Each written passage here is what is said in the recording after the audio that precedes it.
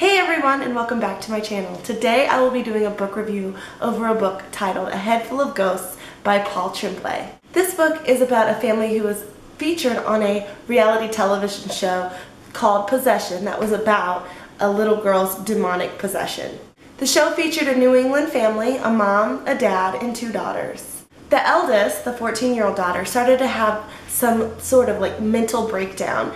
The story is told from the perspective of the younger daughter about 15 years after the events of the possession occurred. She's telling the story to a writer who is writing a story about the family in the aftermath of the television series and everything that went on. There are some parts in the story that's actually told from the 20-something-year-old point of view of Mary, but most of the story is told from this little 8-year-old girl's perspective. Another part of this book was a series of blog posts on a horror blog, and in these blog posts the writer deconstructs each episode of the possession that was aired. I thought that these blog posts were critical to the story and I enjoyed them so much. So getting into the meat of this story, Paul Tremblay, the writer, obviously knows a lot about demonic possessions and haunted houses. They're in that type of realm because there were very many references in this story that really just went over my head. There was a lot of mentions of different cinema and different literature that featured possessions and hauntedness and all things supernatural. Although some of this did go over my head, it was still very perfect for this story, and it didn't make me like the story any less. I thought that the author did a really good job of kind of breathing new life into the old played out trope of girl gets possessed by a demon and they perform an exorcism. I think that that could be overdone a lot, but the way that he wrote about this in this story, it was wonderful. This book brought up really heavy themes, such as the culture of reality television and kind of that loss of privacy that comes with that. It also talks about misogyny and the sexualization of women.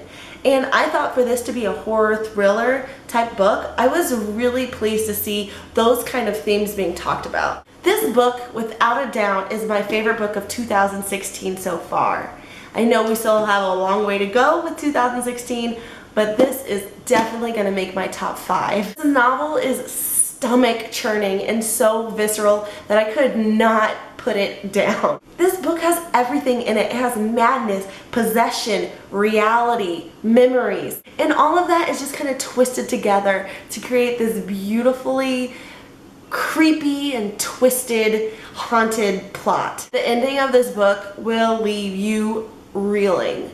You will be thinking about this story for many days to come after you put it down. I know I did. I just kept going back. I would be laying in bed and I would just think about it, and I would think about the ending, and I would just, that's how you know it's a good book, when it just sticks with you and you think about it. I highly recommend A Head Full of Ghosts by Paul Tremblay. I gave it a 5 out of 5 stars, and it's made me want to pick up more books by this author. So, go on Amazon or your library, pick this book up, read it, and let me know what you think. If you've already read this book, I would love to know your thoughts. This isn't a very popular book. I don't hear a lot of people talking about it, and I think that's a shame because this book was awesome.